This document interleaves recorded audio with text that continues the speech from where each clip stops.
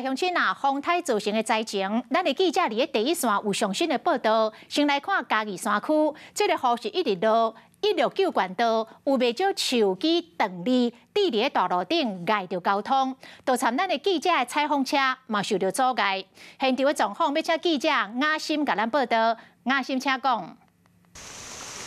好，华视新闻采访团队目前是挺进到了嘉义山区，带您来持续关心在嘉义山区这边目前最新的天气状况。您看到目前在整个山区，其实雨势都还是一直不间断的，而我们目前人所在的位置就在169县道这里。您可以看到整个沿路上其实大大小小的，包括落石以及一些断裂的树枝，都是像这样子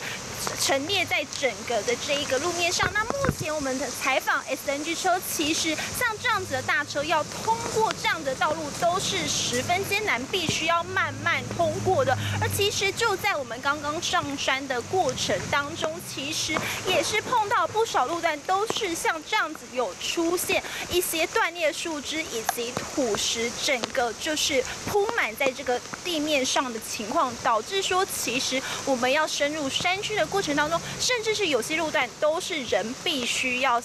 下车来这边进行一个搬移树枝的动作，才有办法顺利进到山区里头。那根据目前气象局的最新预报资料，其实在阿里山侧站这里，目前累计雨量已经超过了270毫米，可以说是相当可观。而目前整个阿里山乡在今天都是停止上班上课，预估这个雨量其实还会一直持续下到明天。而在山区的这个雨势，其实不止 从下午是不间断的进行，其实也陆陆续续有出现一些起大雾跟道路中断的情况，所以也要特别提醒观众朋友，如果这2天有要上山活动的话，要尽量避免了。那以上就是现场为您掌握最新情形，先把时间镜头交还给棚内主播。 Hello， 我是林仙怡。想要抢先掌握最及时的新闻资讯吗？赶快订阅、按赞、开启小铃铛，锁定华视新闻 YouTube 频道。